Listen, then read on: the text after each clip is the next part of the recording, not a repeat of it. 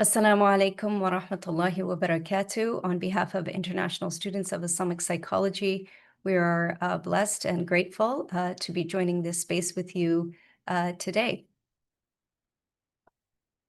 Today, alhamdulillah wa shukrullah, we are very grateful for Dr. Rahmanara Chowdhury from the UK, who will be speaking on the role of Muslim chaplaincy in addressing domestic abuse. We start our gatherings with a niyyah and a short prayer. So at this time, inshallah, we invite everyone to join us in making a Fatiha. أعوذ بالله من الشيطان الرجيم بسم الله الرحمن الرحيم الحمد لله رب العالمين الرحمن الرحيم مالك يوم الدين إياك نعبد وإياك نستعين اهدنا الصراط المستقيم صراط الذين أنعمت عليهم غير المغضوب عليهم ولا الضالين آمين. O Allah, we ask of you to gather our hearts, to bless this gathering, to make it one of beneficial knowledge. We extend our warm welcome and wishes and du'as to everyone here and their families and to the entire Ummah as we start this blessed new year of Muharram in 1447. And so we ask Allah subhanahu wa ta'ala to help us shun and make hijrah from everything that is displeasing to him, and to grant us love of the things that he loves and make us people that he loves. We're very honored today to be joined by Dr. Rahmanara Chowdhury from the UK. We wanted to just go over a few guidelines. So the chat is open, and so you will be able to access the chat when there's questions, and we will be taking questions at the end. We do ask that there's no screenshots or recordings. If you'd like to keep your cameras on and keep it on the gallery view, it gives us an opportunity to actually see each other. You can also rename yourself, and with the country that you're joining from, it's always nice to see the global ummah coming together. If anyone does require a live transcription, please press the more and the three dots, and you can request that, and we have that enabled. Please keep yourselves on mute, and we won't be taking questions out loud through the microphone, but through the chat, and we will be collecting those, inshallah. We wanted to, again, welcome anyone who may be familiar and perhaps unfamiliar with ISIP-International Students of Islamic Psychology. We are an inclusive space designed to connect people with diverse backgrounds and interest in Islamic psychology. We have chapters all over the world, alhamdulillah. We are disseminating knowledge, sharing resources, discussing best practices in a free and accessible manner. And we're a platform for enabling people's further developments in both professionally and personally. Nobody needs to have or actually be a student of psychology. This is very much a place where everyone can benefit. And we have a YouTube channel that has many of our previous lectures, close to 350, almost 400 in 10 different languages available for free that people can access. There's ways that you can connect with us. We'll be sharing some of those links as well in the chat. We have an Islamic Psychology WhatsApp group through our website for all those researchers and people who may be interested in finding out, reading specifically about certain topics. We have a curated library, digital library that is accessible. We have our Instagram channel as well. We're also on LinkedIn. So here is our Islamic Psychology WhatsApp group, if you would like to scan it. And also, as we mentioned, there'll be an opportunity in the chat to be sharing links. So we're very honored and grateful for Dr. Rahmanara Chowdhury. She is a chartered psychologist and senior lecturer in forensic psychology based in the UK. She completed her undergraduate studies in ergonomics and has a master's in psychology, and completed her PhD on domestic abuse in the UK Muslim communities. She specializes in researching all forms of abuse within Muslim communities particularly domestic abuse and spiritual abuse. Alongside her academic publications, she has authored 2 books on domestic abuse and runs an online CPD training platform. She often engages with grassroots organizations, supporting them with capacity building. So without any further delay, we invite Dr. Rahmanara to speak on these really important and sensitive topics, and we look forward to your lecture. At the end, we will be also providing an opportunity for people to share their feedback. So this feedback form, inshallah, will also be shared at that time. So I will stop sharing my screen. Dr. Rahmanara, if you would like to start sharing your screen, please do so.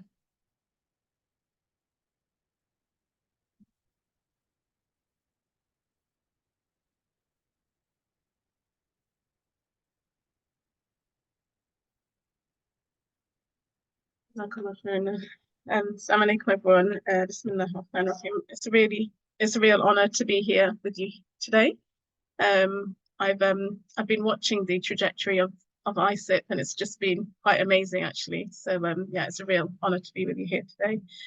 So inshallah, I'm going to talk about the role of chaplaincy in addressing domestic abuse in Muslim communities. I will draw upon my research in regards to this, so just to be aware of where this work is kind of situated.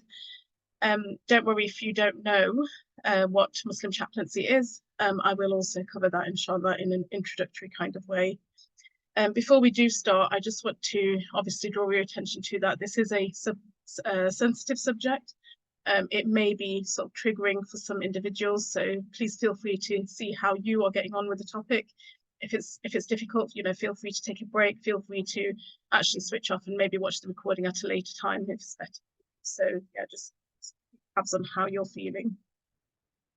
In terms of what I'm going to cover today, inshallah, so I'll go through a little bit about actually trying to understand abuse itself, some of the definitions, what we're looking for, what do we mean when we talk about abuse.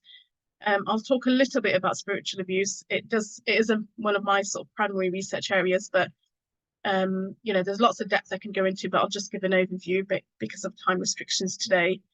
And then I'm going to draw on my PhD research and why that's significant and how that might apply to other communities as well, thinking a bit about the effects of abuse within that as well. And then finally, I'll end with introducing what Muslim chaplaincy is, especially for anyone who's kind of unfamiliar to that concept. And then what does that mean in terms of actually addressing domestic abuse?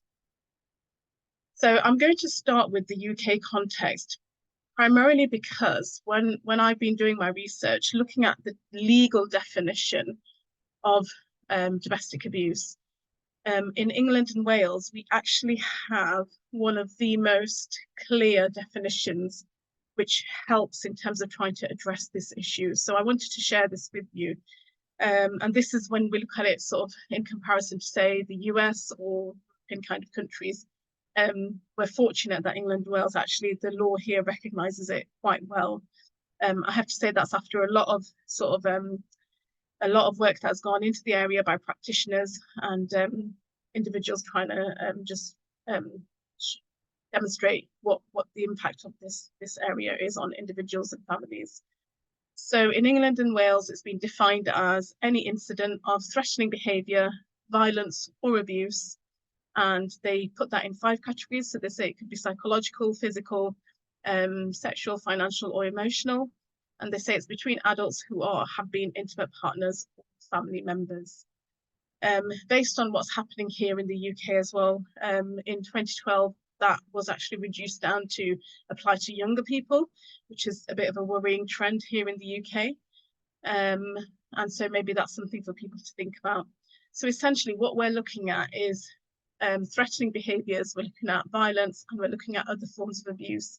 Very often you'll hear people say domestic violence, which kind of gives the impression that it's only about physical violence. But actually, as I go through it, you'll see there's so much more that's included in this, and that's why this is so significant. The other thing I should say is that we're looking for a pattern, a systematic pattern of abusive behaviours, and that can be either over a short period of time or a long period of time. So this helps in terms of trying to understand, okay, what if someone just made a one-off mistake and did something they didn't mean to do? What if they just lost their temper on a one incident, and it's not a systemic pattern of behavior? So it's helps us to differentiate between what is one-off and what is more systematic. The other term that is quite familiar again over here, and there's a lot of people been advocating for the recognition of this term, is coercive control. And this is very interesting. So this is where I spoke about the idea of that it's not just about physical violence. There's a lot else that can happen in regards to domestic abuse. So coercive control is basically all the things that you can't see, all the hidden rules. It's a kind of threatening behavior that the two individuals in that marital relationship know about, but everyone else in that room, for example, they won't know about it. What it does is it creates fear for the person who's on the receiving end of the abuse. What you have is a sense of unspoken rules that, again, only the two of them will know about. And so essentially what it does is no matter where those individuals go, especially the person who's on the receiving end of the abuse, it means that they are under a state of constant fear, and essentially they have no choice but to comply with whatever the abusive person wants them to do. And sometimes, that can put them in very, very difficult situations. But regardless of that, the idea that wherever they go, whatever environment they're in, they're always in a consistent state of fear. And that's something that's not natural to the human body on a physiological or a psychological or emotional level, and certainly not on a spiritual level as well. So it has real implications for what it does to a person. I also want to just introduce the idea of spiritual abuse. As I mentioned, this is a specific area of work that I do go into. So I talk about this in depth in a lot of my work. But for today, I'm just going to go into a very brief overview. So spiritual abuse is something that happens across all faiths. So that's either organized religion or spiritual groups. So you hear about sort of New Age spiritual groups, certainly here in the West. So it's about those groups that form based around a kind of shared spirituality or a shared religious identity. And what happens in these groups, it's not about the faith, it's not about the religion, it's not about the spiritual purpose of that group. It's actually to do with the way power structures in those groups. So what you tend to have, some of the patterns that we've seen, is where you might have the direct misuse of text. So for example, maybe they're misquoting certain ayahs of the Quran to justify the abuse, or you might have the indirect misuse of the text. So they are using, they are implying that the text basically says X, Y, and Z, and so that justifies what the abusive behavior that they are exhibiting. There's also the idea of cultural use of faith. So essentially where they are, individuals may be trying to say that something belongs to Islam, is part of Islam, but actually it's more about, maybe it's their social context and it belongs to their social group, maybe it's a family tradition, maybe it's to do with their ethnicity and certain norms around that ethnic group. And so what they're doing is they're superimposing those norms onto the faith tradition and trying to say, actually, this is part of the faith when it's not. You may also get individuals who hold a position of religious authority, and so using that position, they exhibit various forms of spiritual abuse, and so it may relate to the direct or the indirect misuse of text, for example.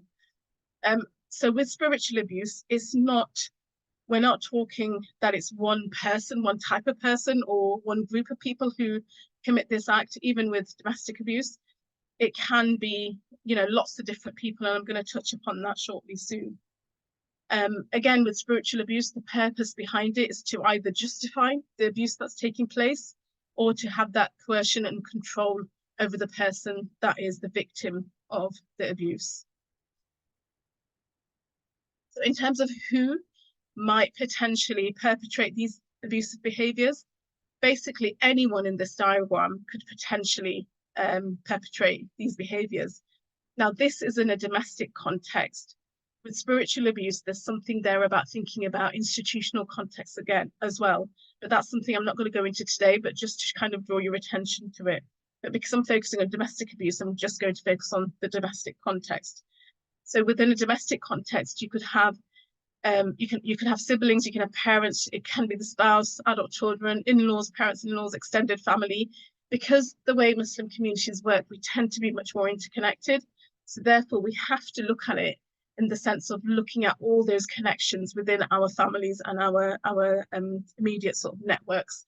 And so we have to recognize that actually domestic abuse is something that could take place in all of these contexts. Now, what's really interesting here is that, okay, so we're trying to recognize who might be the person who perpetrates abuse, and it could be any of these, but the victim also could be any of these as well. And again, that's really important to recognize.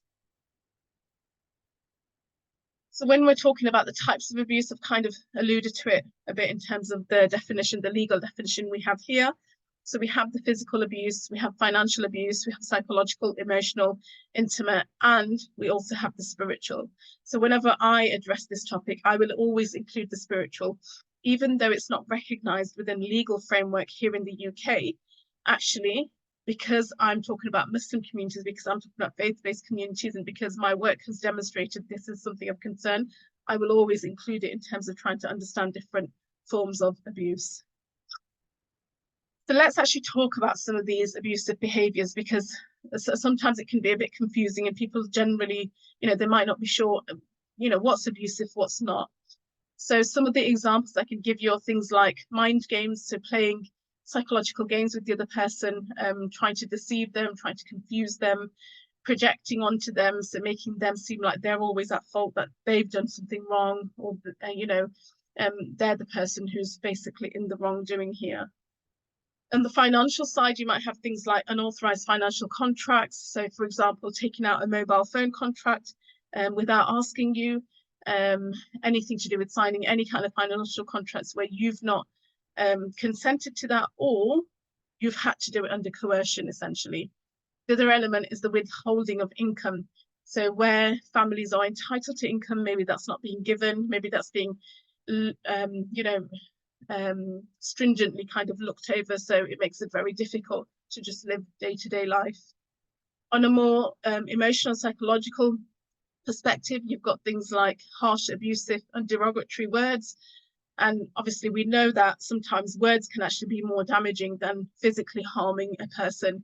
And when I think about some of the survivors that I've worked with, this is what they've said to me, that the physical side of it they could cope with, but the psychological and emotional side of it was so damaging, and they are words that they still remember and they still carry forward into their lives in the future.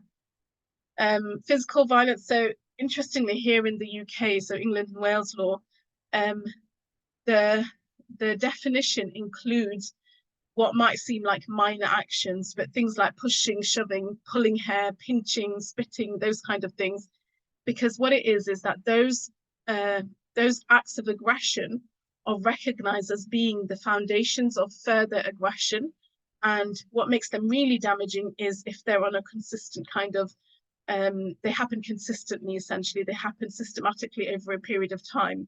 So essentially you can have someone that causes great levels of harm without going any further than these actions that are put on this slide. And you think about it, so if you're in a marital relationship and your spouse is continuously, pulling your hair, shoving, pinching, those kind of things, that's not healthy. And eventually that's going to cause the breakdown of the marriage unless something is done to rectify it. In terms of coercive control, you've got things like controlling movements, social contacts, and spiritual practices. So what I mean by that is that person who's perpetrating the abusive behaviors, they are essentially governing the victim, everything they do, when they do it, how they do it, who they're in contact with, what level of contact they have, even down to things like how long they can take in their salah, for example. If they want to study religion, who are they allowed to study from? What kind of classes can they go to? What kind of lectures can they listen into? So that can be really, really damaging. What it does is it isolates a person in terms of where they feel they can, the different spaces they feel they can go into, and also the spiritual practices that they feel that they can engage with as well. And then finally, what's very common in today's day and age of digital technology is the monitoring and the watching and spying. So sometimes this will be about other members of the community, for example, saying, oh, I saw such and such in this place or that place. But other times it will be that they will, you know, download something, a spying app, for example, on your mobile phone, or we know that a lot of gadgets, for example, these days come with cameras, and it's very easy to actually monitor someone using digital devices in this day and age. Now, what I do want to say, because for someone who's not kind of come across this area before, all of this might feel quite shocking. Unfortunately, it does happen in Muslim communities. And it also happens in other communities as well. So I want to make it clear that it does happen across all communities. It's not something that's specific to Muslim communities. But obviously, when we think about our Muslim identity, behaviors like this is really, really damaging, both for the victim, but also for the person who's perpetrating these behaviors as well. Now, in terms of thinking about marriage, domestic abuse, faith, our overall purpose in life, if you look at marriage, what is marriage in Islam? It's this idea of tranquility, it's the idea of love and mercy, it's the idea of the spouses are supposed to be garments to each other. So what do garments do? You know, they protect, they cover, they shield, they beautify, all of those kind of things. And then you've got things like kind treatment. Those are the foundations of an Islamic marriage. You know, they are both from the Quran and the Sunnah. It's very, very clear. But what domestic abuse does is it pollutes all of that. It removes all of that peace, all of that tranquility, all of that safety and security, and actually replaces it with harm, both on a physical level, but also on a psychological and a spiritual level as well. The other thing is that when I used to previously work with survivors of domestic abuse, and now I've gone more into the research side, but inshallah, I hope to go back to the practitioner side. But when I think about, you know, the survivors that I've worked with, and we take it back to our Islamic purpose in life and what we know, our life is about our relationship to Allah and how that governs our relationship with other people, and essentially our journey back to Allah.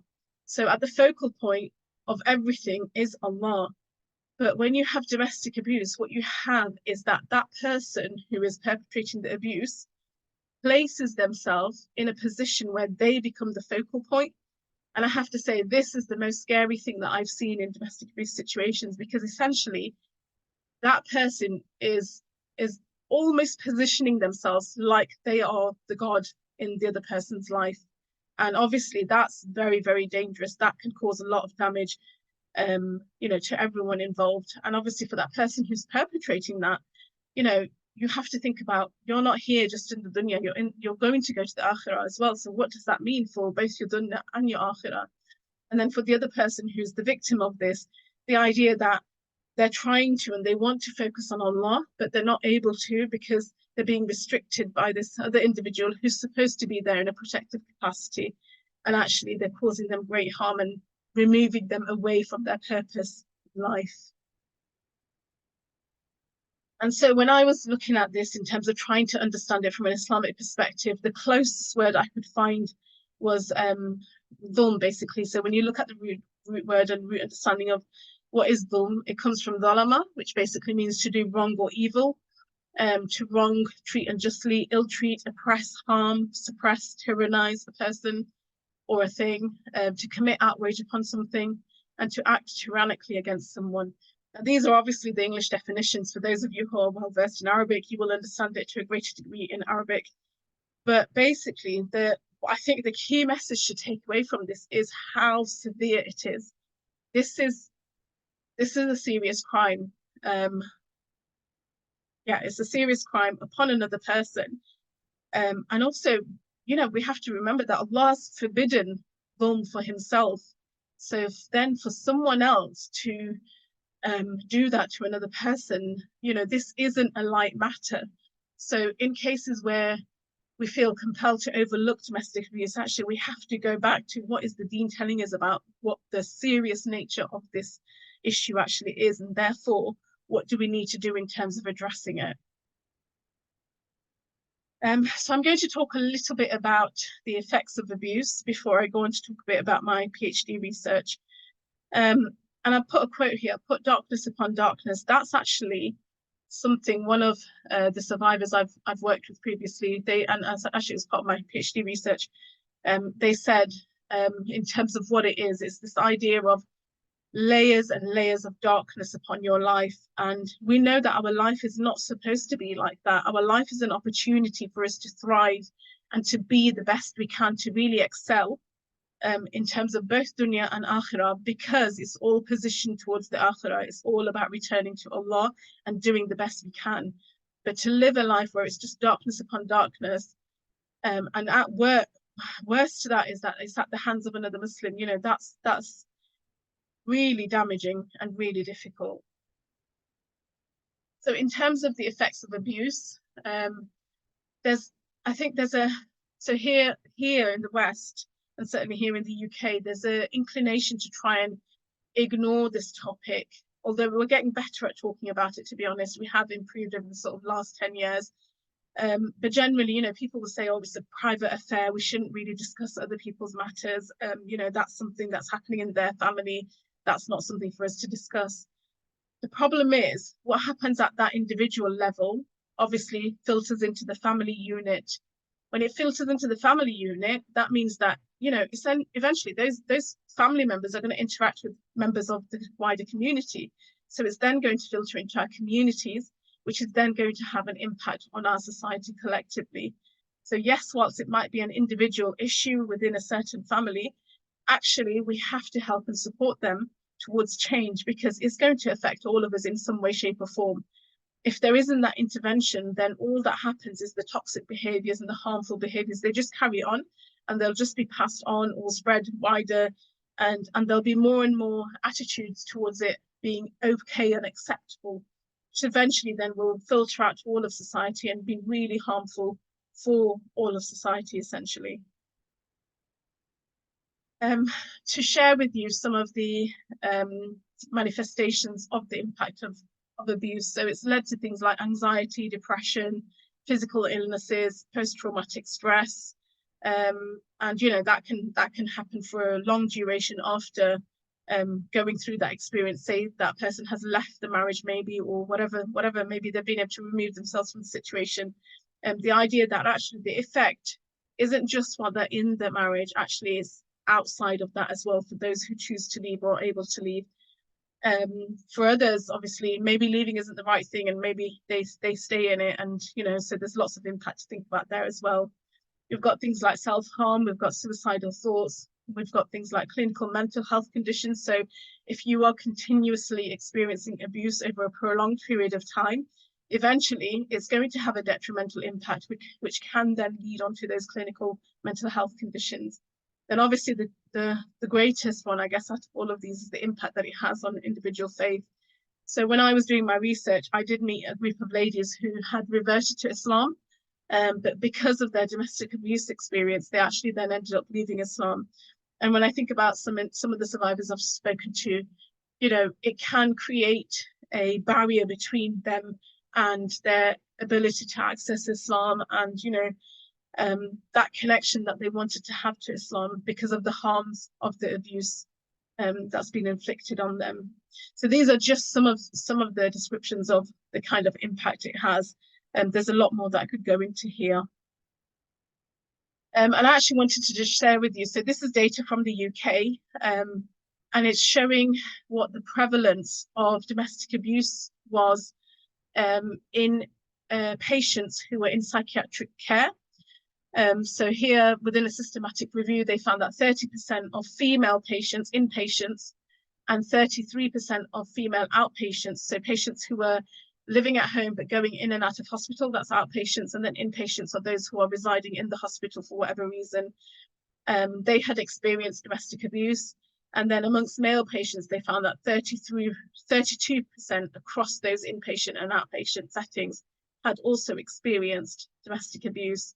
So there's something there in terms of that connection between the experience of domestic abuse and the experience of mental health conditions. And here we're talking about psychiatric settings. So that means clinical conditions. The other thing to point out is obviously my work is situated in terms of females as victims and males as perpetrators. That is generally the norm across the globe.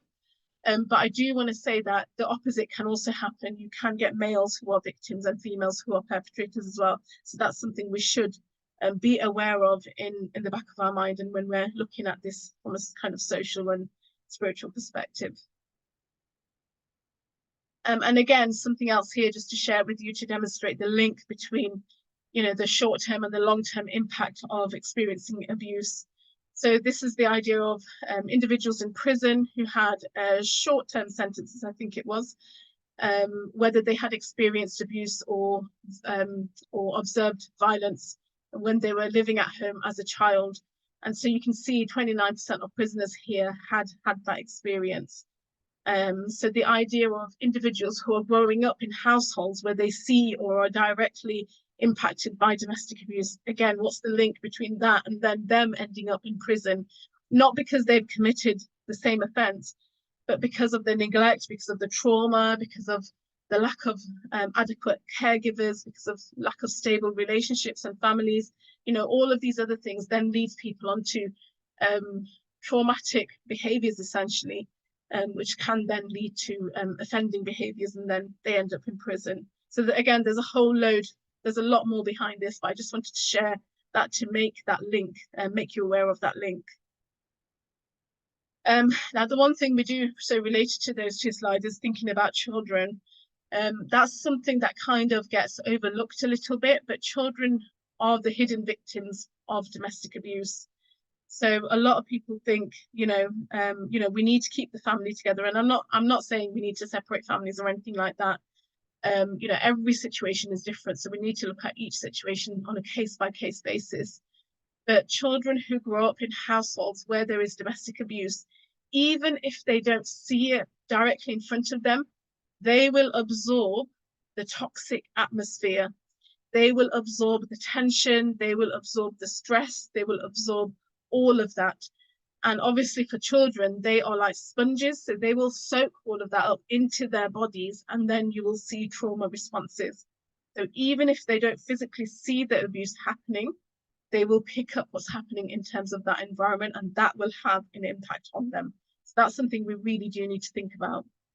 So what might you see in terms of a child who's living in a household where there's abuse happening? You know, so there might be detrimental impacts to their physical health. So for example, if one of the caregivers or the mother, say, you know, is responsible for taking that child to all their health appointments, but they're not able to do that because they're just trying to survive the abuse on a day-to-day basis, that's going to have an impact on the physical health of that child. Maybe there's lack of concentration because they're so worried about what's going on at home and all the stress that they're experiencing, and they just don't understand it. Other kind of trauma signs that you might see, so things like eating disorders or self-harming. They may overeat, they may undereat, they may start, you know, various forms of self-harming behaviors. They might exhibit it in terms of difficult behavioral issues. So either what happens is they will become very difficult, they will become very challenging, they will be very argumentative, and all it is they're trying to find a place of safety and they can't. Or the opposite can happen. They can actually end up withdrawing into themselves, disengaging with everything, not speaking to anyone, not really having a social circle or friends. And so all of that impacts on their developmental milestones that they're supposed to reach at different ages. And then, so as I mentioned, the stunted learning, growth and development as a result of this. So these are all things that we may not necessarily pick up on, but we really need to think about when we are considering children who are in households where domestic abuse is happening, even if they're not directly being abused themselves. So just moving on now to my own PhD research. I was just checking the time to see where we're at. Okay. So my research basically involved speaking to Muslim female survivors of domestic abuse here in the UK, and also practitioners who worked with them in a supportive capacity. So I spoke to 10 females and I spoke to 9 practitioners from a range of different backgrounds. So they're all kind of psychology or psychotherapy kind of related, but some of them held dual roles. So for example, some of the men who were practitioners, they were also chaplains or imams alongside being a psychotherapist or a counsellor, for example. So I had a range of individuals from lots of different backgrounds, and I looked at those two groups separately. And then what I did was I brought the findings. So I had the 2 separate studies, and then I brought the findings together collectively to see, okay, overall, what is this telling me about what's happening in terms of domestic abuse? here in the UK. So some of the key findings that I just want to kind of summarize for you is that domestic violence, so here I put domestic violence and abuse because I really wanted to capture the idea that it's not just violence, actually there's all forms of abuse that happen as part of this. So whilst it's a personal experience, it's actually surrounded by the wider contextual factors within families, communities, and society as well. So what I mean by that is that whatever is happening at a family level, whatever is happening at a community or societal level, that has an impact. There's a kind of interplay between all of that. That is something that we need to be aware of. And I'm going to talk about that a little bit more in the next couple of slides.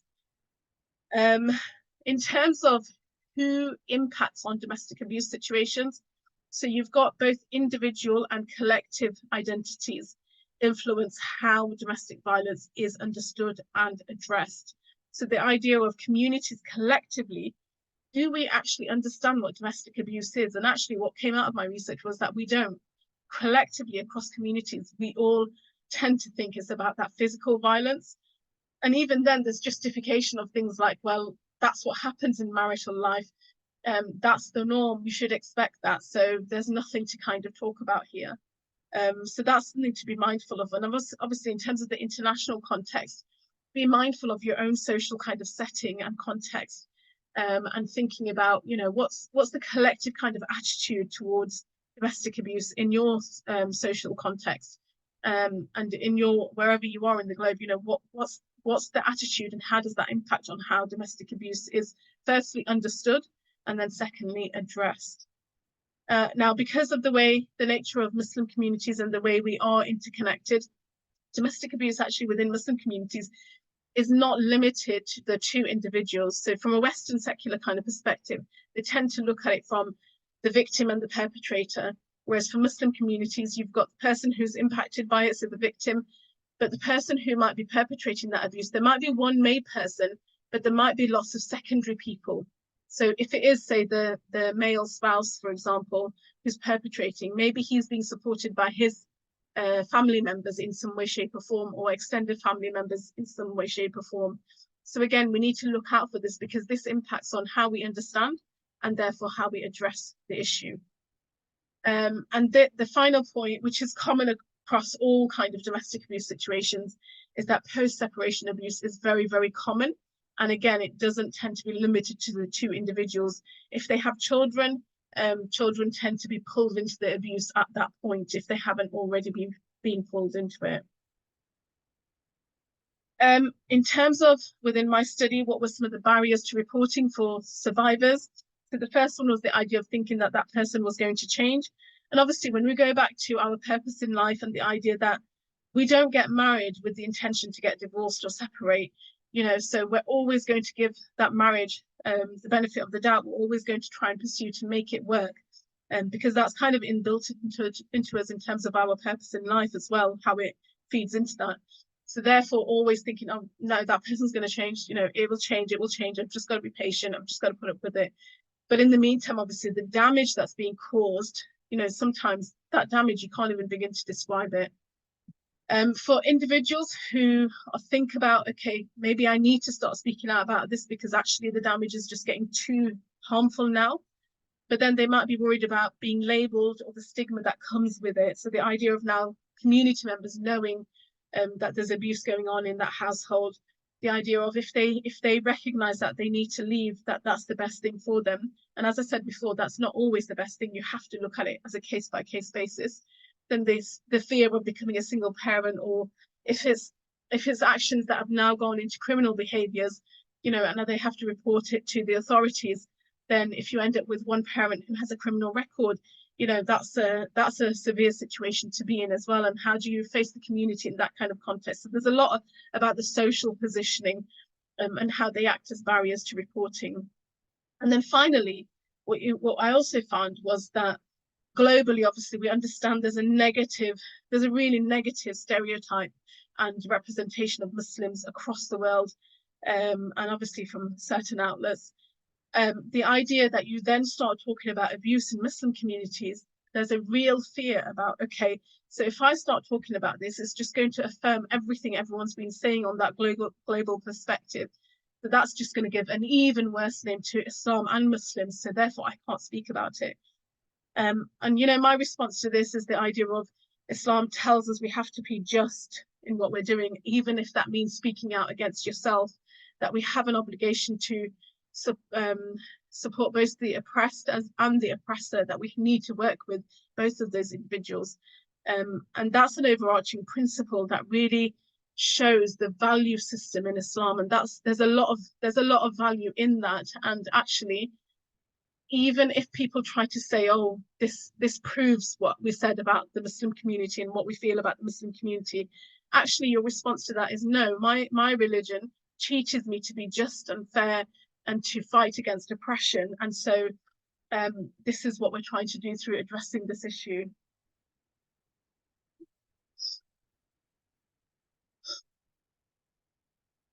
Okay, at the family and community level, I think I kind of touched upon this a little bit. There was an expectation that domestic abuse is something that comes with marital life. And so if that's normalized as part of marital life, then essentially it means you can't talk about it. There's nothing to discuss here. You've just got to be quiet and put up with it. There was also the idea of not having enough family support.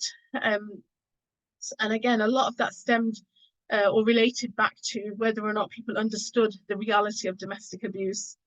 There was a lot around the need for conformity to family or community expectations, so the idea of shame and honor and who that lay with, and the family name, and what the kind of social standing that families had within their communities.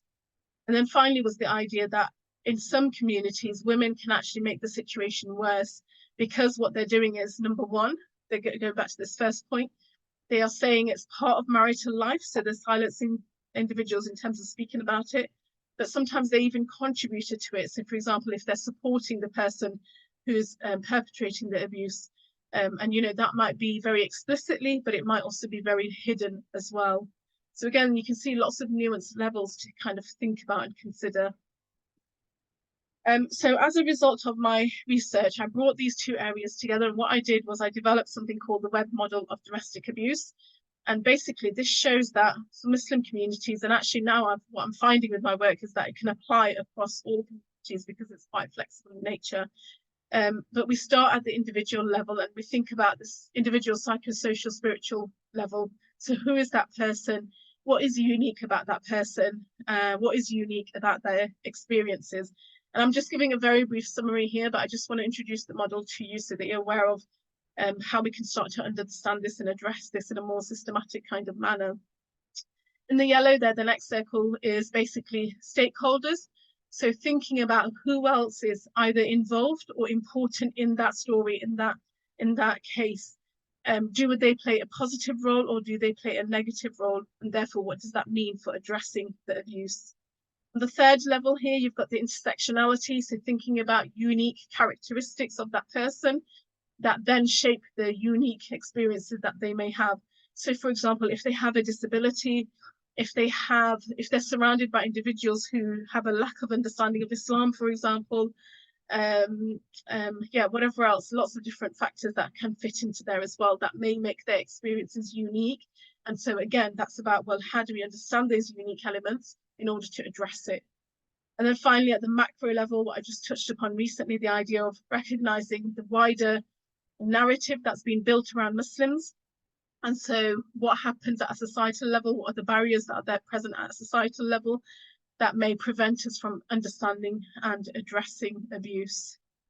So this is the actual model. I'm not going to go into detail here, but I just wanted to kind of show it to you just to demonstrate that this model exists, and inshallah, I hope it's something that I can use to support practitioners when they are working with Muslim clients, whether those practitioners are Muslim or not, so that they can understand the situation of that person better and work with them more effectively, inshallah. Okay, so my last couple of sections are to do with introducing Muslim chaplaincy and then talking about, well, what does this all mean for how we go about addressing domestic abuse? So Muslim chaplaincy, I don't know how well the term is known globally, but it's something that's very, very strong here in the UK and across US and Canada as well. And it's across Europe, I think it's there in some capacity, but not as well known as it is in the UK and US and Canada.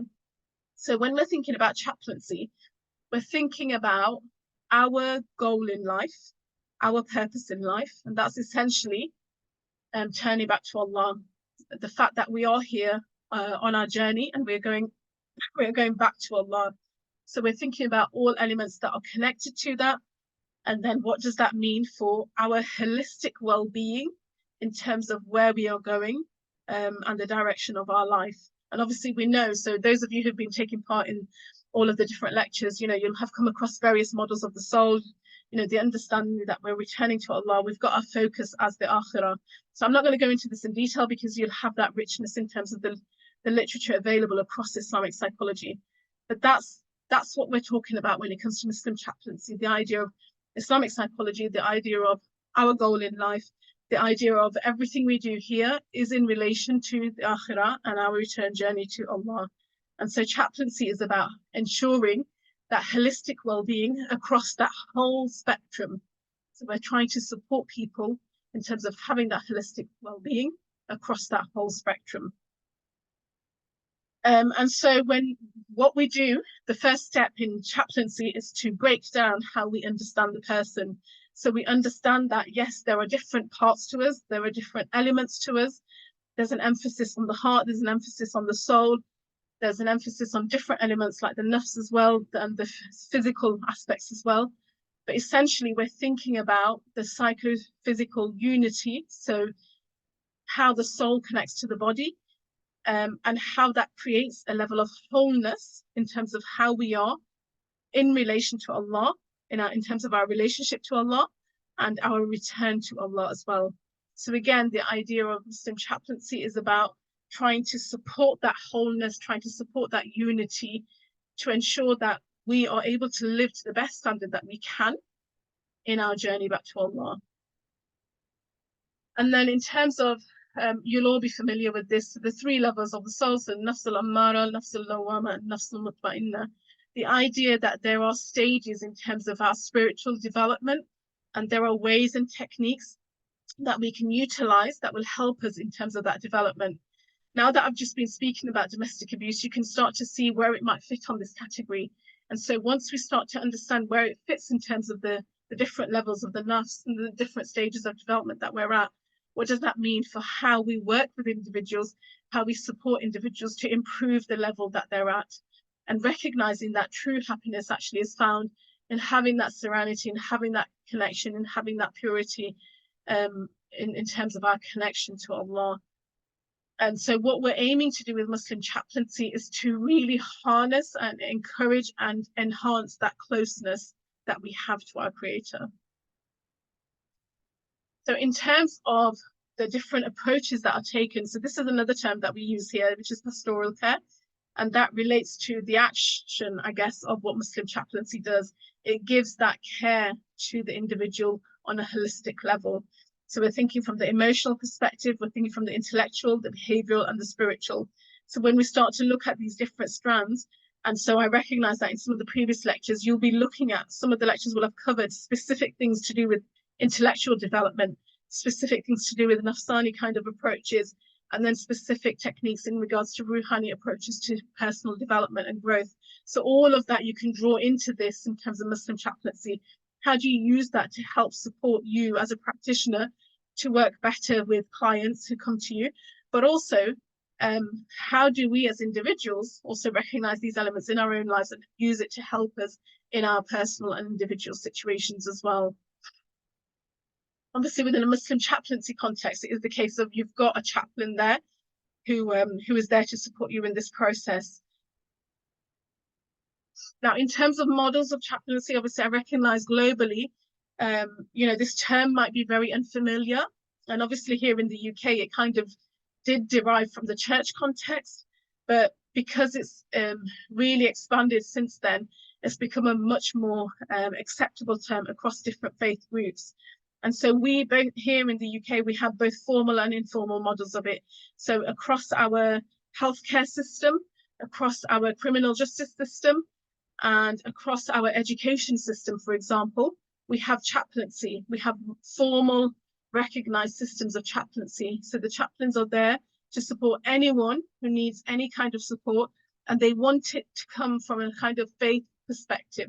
So we recognize when people go for therapy, for example, they don't just want any kind of therapy, they want that therapy to recognize what their spiritual identity is. So Muslim chaplaincy does this, but in a way that's more broad and more open and more fluid as well. So it's not that you're doing a specific kind of therapy, it's that you've got that freedom to speak how you want and freedom to engage how you want as well.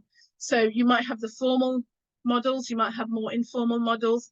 And to be honest, I think a lot of communities globally will have a more community-based model. And so that will be based around the mosques and community centers, where it might be the local imam, but it might not be. It might be the local person who's really active and really knowledgeable in Islamic psychology, for example. And so those individuals are there to, as the anchor point in their community, and they are there to give the advice, give the guidance. Whenever anyone's got an issue, that's the person they go to. So at the minute, I would say Muslim chaplaincy happens globally, but you probably don't recognize it as that term. And there probably isn't the same thing in terms of formal models as there is here in the UK, if we look at more globally. The other area might be more clearly embedded into however is healthcare. So for example, if people are going through operations and conditions that they've been diagnosed with, who are the people that are allocated to that person to look after their health and their care and their well-being? Yes, you'll have the medical staff, yes, you'll have the nursing staff, but you might have someone else as well who's there to give them that kind of more holistic well-being kind of support and to think from a more spiritual perspective as well. Okay, finally, my last section is now thinking about addressing domestic abuse. So as I mentioned, really in terms of addressing this and creating change, we have to look at it on a case-by-case basis. We can't assume that every single case is to be dealt with in the same manner, because that's going to be really harmful. I'm not saying that families need to break up over this, because actually there'll be a lot of situations where that's not the right thing to do. The right thing would be to work with the family in a way that's suitable for them, to help them to create positive change in that family setup. And then obviously our example that we always go back to is the prophetic model, to think about his relationships. What did he teach? What example did he set? And what does that mean for how we address this issue? In terms of community members, so everyone here, really, we need to think about our role both individually as well as collectively. So communities can either help or hinder the situation. We actually hold a lot of power. And so if you've got a community that collectively is saying, no, this is wrong, no, this is not acceptable, we are not going to accept this, that's very, very powerful, and that can have a huge influence on the situation. Community leaders and imams are obviously very, very influential in this. So there's a real need to ensure that leaders and imams are very well trained in terms of understanding domestic abuse and the harms and how it might manifest, and then thinking about how we can create change in terms of working with those individuals that are impacted and affected. You know, people generally, we look to our community leaders, we look to our imams, we want their guidance, we want their steerage in our life. So there's a lot that can be done from that position. One of the other things I did find in my research was that people were basically going back to their faith in order to navigate away from this situation or navigate through this situation. And so, for example, survivors in particular were going to the deen and they were saying, no, this isn't acceptable as part of our deen. This isn't right. This isn't what a marital relationship should be like. This isn't what our family unit should be like. And they were drawing on Islamic sources to help navigate through that situation and find a way out through that situation. Oftentimes that included educating the people around them, so extended family members, and that was a lot of pressure on them, but it shows a way through in terms of how we can utilize the deen to help us navigate through this. And then finally, the ethnic cultural practices often pose themselves as barriers and contributed to the abuse. But the key thing is, if we can understand that, then we can start to distinguish between what's Islamic, what's more cultural, and what does that mean for how we understand and address abuse. So those of you who may hold formal or informal roles within chaplaincy, you are going to be the people that survivors in particular will come to. They will make those disclosures to you because they trust you, they look up to you, and they seek guidance from you. So that has a really significant impact in terms of ensuring that you've got the relevant training and understanding in order to be able to support those individuals. And there's also a role for working with individuals who have perpetrated abuse as well. I think I do talk about that shortly. But if someone does come to you and they disclose abuse to you, then this is really significant because most people will be quiet about the abuse. They won't disclose it. So the fact that someone actually discloses abuse to you is a significant step that they've taken. It might actually be their last cry for help. And if they say to you that they're actually worried about their life, in that kind of scenario, they should not be sent back to their situation, because if someone else is making threats against their life, that usually comes from a place where they've already thought about it. So that means that that threat is real, and so it has to be treated in that manner. Some of the messages you can give to that person are that what they're going through is wrong. It's not right, especially not from an Islamic perspective, and they shouldn't have to live like that. Obviously, we're not saying you have to leave either. What we're saying is it's okay to get help. It's okay to speak about it. It's okay to try to find a way through. But at the same time, if it's got to a point where actually the damage is so severe and actually potentially there's a risk of life as well, then in those kind of scenarios, maybe the best thing might be to leave. But again, as I said, it has to be looked at on a case-by-case situation. And then there's obviously lots of different elements to consider within that. In terms of helping victims and survivors, so if you are someone who's in the community and say your friend or someone you know of came to you and made a disclosure, the best thing you can do to support them is to say to them, look, you don't have to tell me any details, but if you ever want to talk, I'm here and I will listen to you. And so what that means is that that person has a point of contact where if they ever need that help, they can go to that contact and they can feel safe there. And so they can access that help. Whereas if you avoid saying that altogether, then that person has no sources of help and support, essentially, and nowhere that they can turn to. Now, what do you do in that situation where someone does come and disclose to you and they're a friend or someone you know? All you do is you just listen. You don't have to do anything. You don't have to take any action, especially if that person has said to you that they don't want you to take any action, because that person will know best what's safe for them and what isn't safe for them. You as an outsider will not know what is safe in that situation. So listen to them, honor any trust that's placed into you, and any trust that's placed in you. And if there are services that you can signal to, then you can signpost to those. Don't go and contact them on yourself, on your own kind of initiative. Always ask the person, always consult the person who's confided in you, because as I said, you don't know what kind of circumstances that they are trying to live within. And so what does that mean for their personal safety? Don't judge them, because we don't know what's going on in that situation. We don't know the reality of that situation. Sometimes it may look like they're making really bad decisions, but the reality is they're making those decisions because something has forced them into that situation. So they've got no other choice.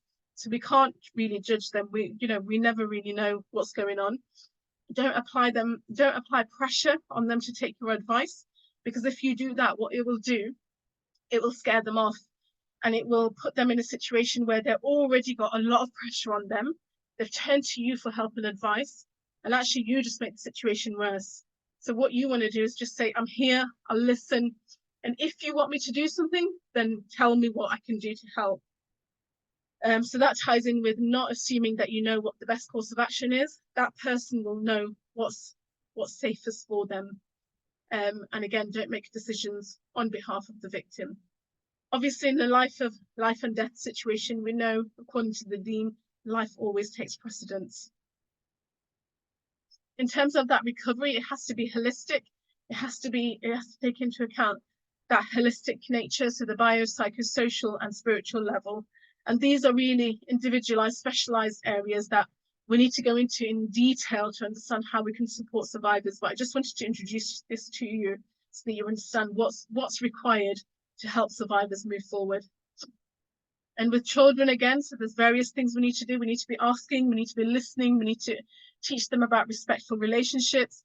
We need to give them alternatives to remove some of the trauma that they've experienced.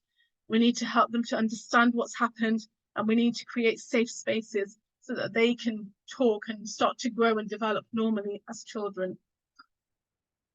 And obviously, one of the key things here, so we know our Islamic imperative is that we have to support both the oppressor and the oppressed. So in terms of supporting the oppressor, what is it we're trying to do? We're trying to work with them to change their behaviors. And I should say that everyone won't be able to do this. This is only going to be for specific people. So we have to think about those people who are able to work with individuals to change their abusive behaviors. We have to be willing to listen to them. That doesn't mean we agree with the abusive behaviors, but we're just listening to them. We're listening to the story. We're trying to understand, how did they get to where they are? What is making them do what they're doing? And how can we help them change? If we don't listen, we won't get to understand those things. We can also think about setting up family support groups and peer support groups. So what they can do is to create accountability structures to help that person identify when they're doing things that are harmful, and to support them in that process of recognizing the harm and then addressing the harm. We obviously, one thing we do is we make it very clear that abusive behaviors are not acceptable in any way, shape or form.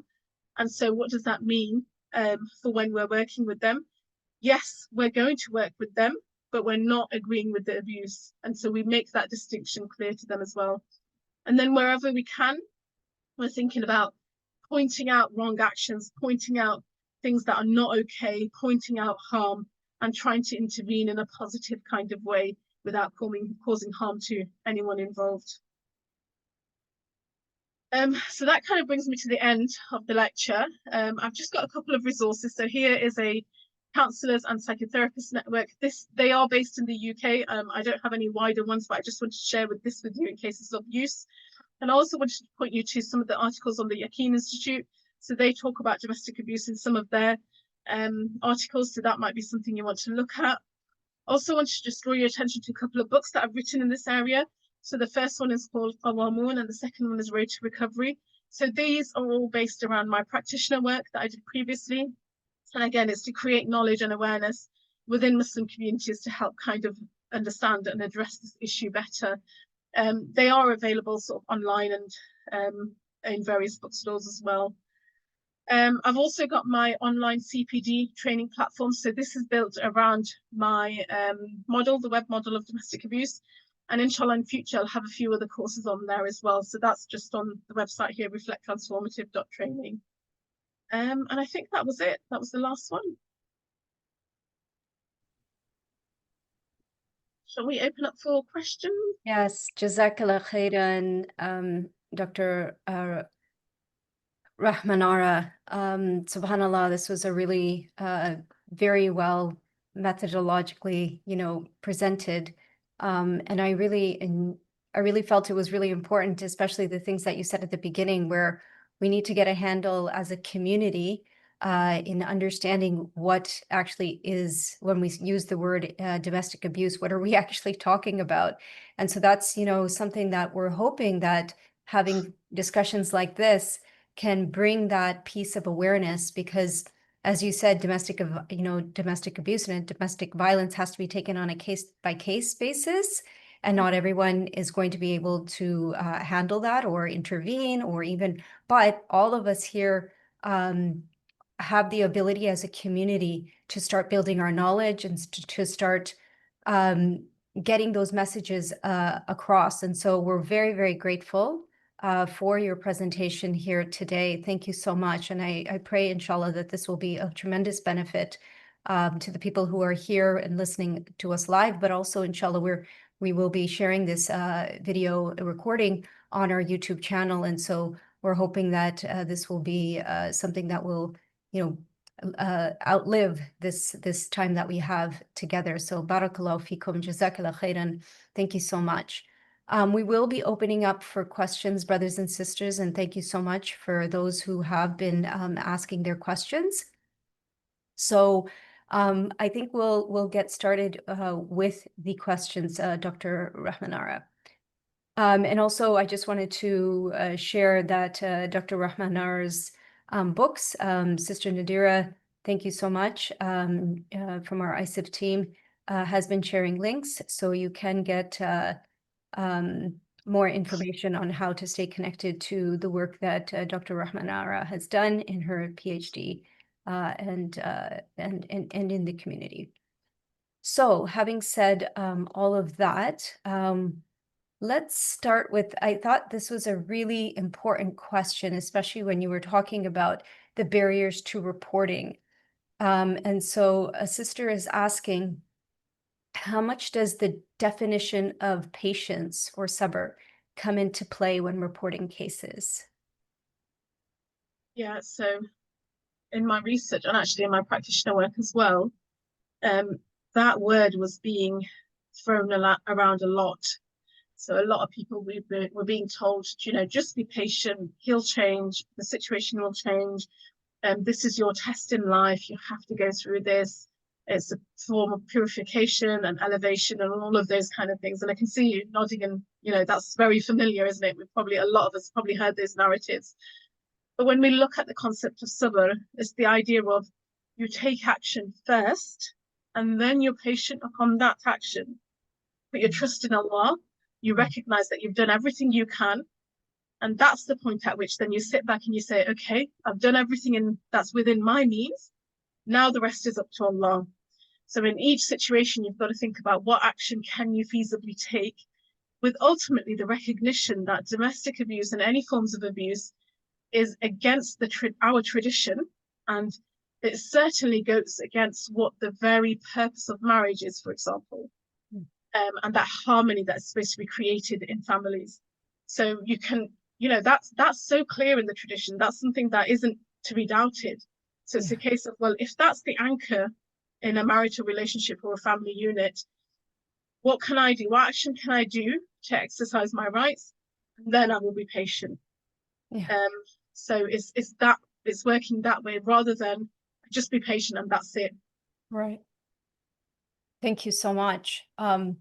Exactly. And I love how, when I think also in your presentation, when we're trying to kind of peel away all of those things that are contributing factors and those narratives that we have as a community or in a particular, ethnic backgrounds, or of what even is a marriage. I remember, in one of your slides, it was like, oh, well, this is just part of marriage. And so if you go into a marriage thinking like, some form of abuse is necessary because that's what marriage is, that obviously is, we have to untangle that and center again what Allah subhanahu wa ta'ala is teaching us and what the Prophet sallallahu alaihi wasallam is teaching us. And if I may, Dr. Rahmanara, just the concept of like sabr, because as you said, I think many of us, have often been exposed to people kind of sharing when they hear about domestic abuse and thinking like, oh, well, sabr is also, mentioned in the Quran. And so, sometimes, again, understanding what, and this does help to have a point of reference and to have some knowledge that, where someone may be thinking like, oh, Allah subhanahu wa ta'ala is calling me to sabr, but actually also mentioned in the Quran of the qualities that he loves is also being courageous and qist and standing up for justice. And so, it's kind of like, having someone to talk about that with, that like, really, am I being called to sabr here, or am I going to sabr because of other external, voices or narratives that are playing? But maybe actually Allah subhanahu wa ta'ala is calling me, as you said, to trust and to take action and to stand up for justice. And so we need to be able, number one, to have those conversations openly so that, you're not stuck in a narrative that you're functioning out of it, but you don't even understand that that's what my concept was of a marriage. And so it really helps to, start as a community again, to start having these conversations in safe spaces and with, particular people who can help navigate that. So barakallahu fikum.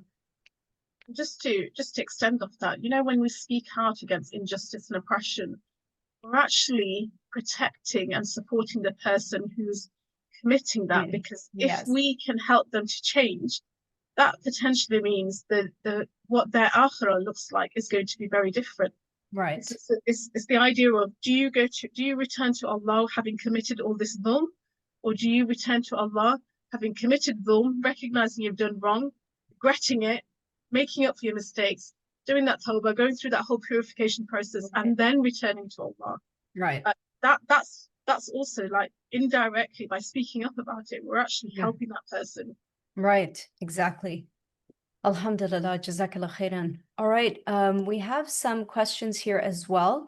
How to talk to the victim who is being financially abused that still thinks that what her partner does is justified or still okay. For example, taking a loan behind her back and she ends up having to pay them. She thinks that it is her husband, so that she has to obey him. So this is really interesting across Muslim communities. When we look at what is a healthy relationship, what is a healthy marriage, very few of us actually understand what that is.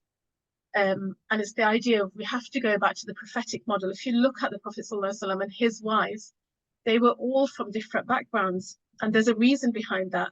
They came from different contexts. The nature of their relationships was different. Yes, there was the equity, but actually the relationships looked different. They had different boundaries. They had different ways that they operated. And so what that is a demonstration of the whole variety of what healthy relationships can look like. So really, in that kind of situation, you don't want to be going to that person and saying, he's doing this, he's doing that, he's doing X, Y, Z, because what that is going to do is put pressure on that person and feel like they can't cope with this. So actually, they may then turn away from you. What you want to do is actually step back a little bit and say, you know what, what's a healthy marriage? What's our ideal? What would that look like? Where are we getting these ideas? Is it from the prophetic model? Is it from the Quran and Sunnah? Or is it from something else? And start to have those kind of conversations so that that person can then go away in their own time and start to reflect and think, because they need to do that in their own time and at their own pace. If you force it on them, it's going to make it harmful for them. So if you can encourage them to think about, what is a healthy relationship? What are healthy boundaries? Where am I getting this information from? Is it the Quran and Sunnah? Then that will help them to think about it in their own time and space. And then be ready for when they do come back and say, I recognize this is harmful. What do I do? And at that point, that's when they need your help. Yeah, subhanAllah. Yeah, and I love that, just giving those opportunities, and again, to and even the word boundaries, even just having that, reaffirmed that, there's hadith that Allah subhanahu wa ta'ala, says that every shepherd has a boundary, and the boundaries of Allah, and Allah uses this word too, and so to get comfortable again with the necessary kind of, I guess, definitions, as you were speaking to. Jazakallah khairan. We have another question about how is the capacity to bring a change translated into expectations? Sorry, I'm not sure I understand the question. Yeah, I'm not sure I do either. I'm just relaying the question as it was asked, but perhaps how is the capacity to bring about change, perhaps in the perpetrator, I guess, translated into expectations? Okay, so in other words, is it kind of incumbent upon us, and should we pursue that change for that person? That's what I'm understanding it as. Actually, Sayyidah Samia, it was her question, and I see her hand raised. Do you want to just quickly clarify your question? Would you like to put that in the chat? Just clarifying your question. Okay, or you can just go ahead. Yeah, Fatima, quickly, I would like to elaborate the question that we were talking about. You have certain derived expectations out of a relationship and you become complacent about certain behaviors. That this is how the things are supposed to be, right? So we have this passed on. Now, my question is that sometimes, whoever is in a difficult position might feel a little helpless and is not in a position to bring a change. So, and then they come to believe that, oh, I really can't bring about a change. This is how the things are supposed to be. So, this is what my question was. I hope I have made it clear. Thank you. Jazakallah. Yes, yeah, that's very clear now. So actually, again, a really, really important point there. The person who's on the receiving end of the abuse, I don't like labels, but I think sometimes you hear victims and survivors. So I kind of do use those where people identify as those. But yes, so actually the person who's experiencing the abuse, I would say that's the last person who needs to create the change. It's actually the people around them who need to support them. Because remember, this person, like you said, they're going to be in a situation where the impact now has made them feel helpless. They're not going to have that level of energy, motivation, or even the ability just to think clearly because they've had to survive their abuse. Their life every day is about survival. It's not about thriving. So that person needs to have a safe space where they can just focus on how do I now get to a better place holistically and spiritually. For the person who's perpetrated the abuse, it needs to be the people around them, so the extended family members, the community leaders.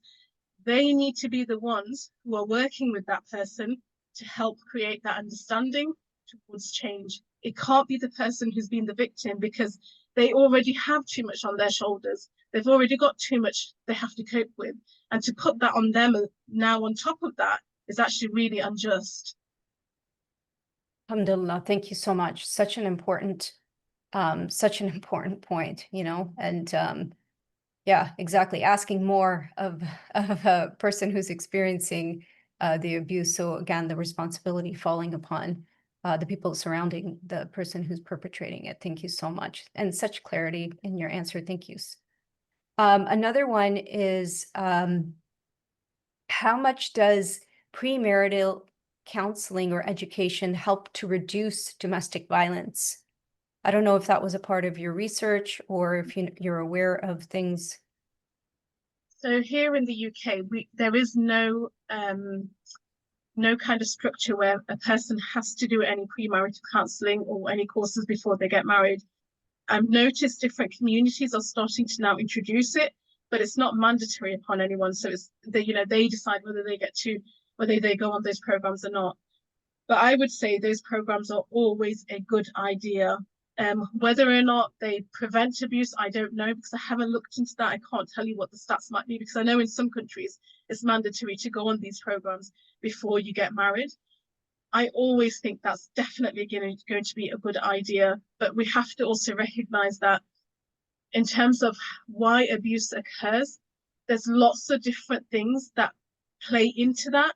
And so some of that might be built into the structures of our society. So that might require more further work, for example.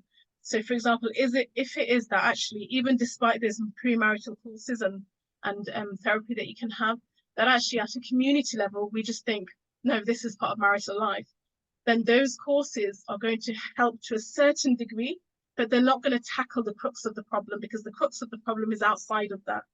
So I do think they're useful, but I think actually we need to look on a bigger scale to identify actually what are the different things that are contributing to this in the first place and recognizing this range of contributions as well. Yeah, excellent. Thank you.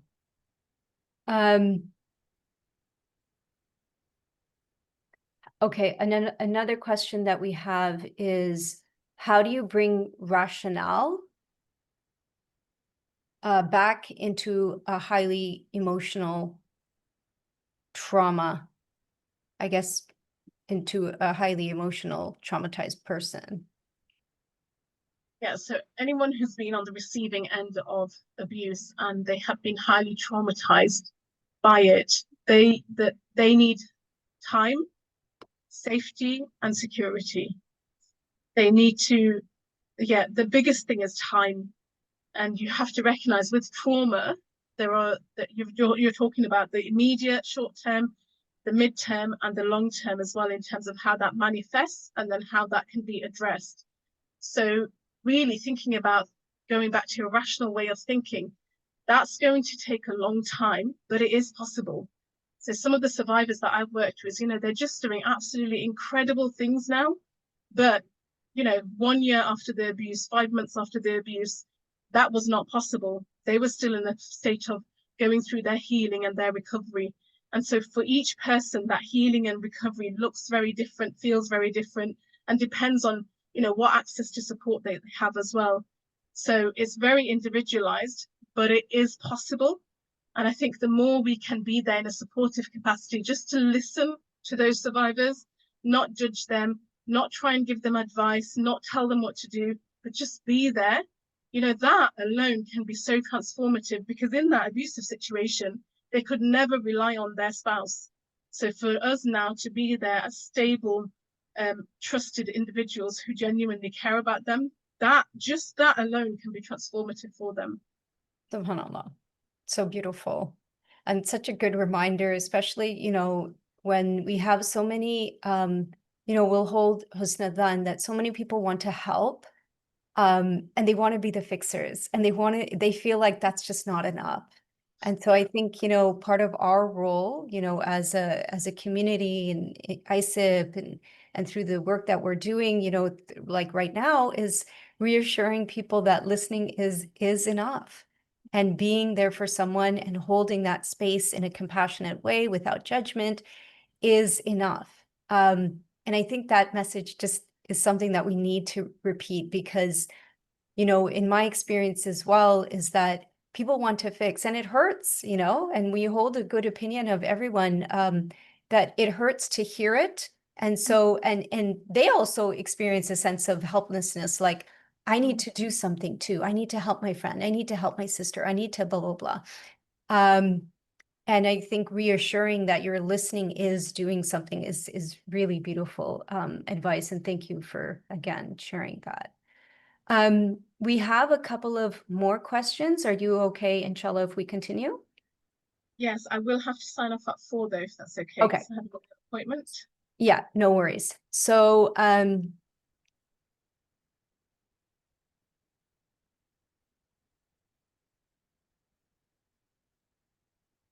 trying to just sort through some of these. How do we clearly differentiate between abuse and physical disciplining that's allowed by the Sharia? Oh, that's a difficult one. Yeah. So if they're talking about physical disciplining of the spouse, obviously that's a huge topic, and Yeah. I think people need to look into that. But one thing I will say is, I think we need to go back to understanding how we understand our religion. Yeah. Look at where that trajectory, because whether we realize it or not, what colonialism did to our sources of knowledge and how we come to know has had an impact. So I'm not trained in theology. Yes, yeah. I've studied a bit, I've done a bit of reading, but I'm not a scholar, so I'm not going to go into any kind of sticky kind of rulings or anything. But for me, a marriage where you have to discipline the wife is not contradicts the prophetic model of what marital life should look like. Yeah. Marriage is a place of harmony, it's a place of sakina, it's a place of, tranquility, safety, security, respite from everything that's happening in the world. If there's disciplining happening in that kind of situation, then for me that something is out of balance there. But I also recognize that culturally across the world, we have to go back to those contextual issues that people have different ways of living. But despite that, the prophetic model never had that. Yeah. So I think, absolutely. Yeah. I think that's a bigger, broader question. Yeah.